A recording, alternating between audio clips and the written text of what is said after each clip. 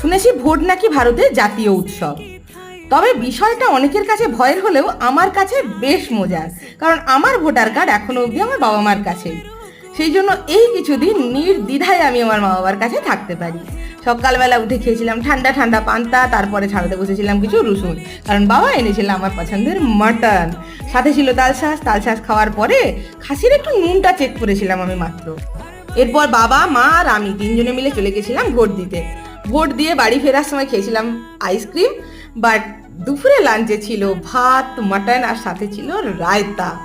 অসাধারণ খেতে হয় ভাই আমার মায়ের হাতের এই খাসির ঝোলটা।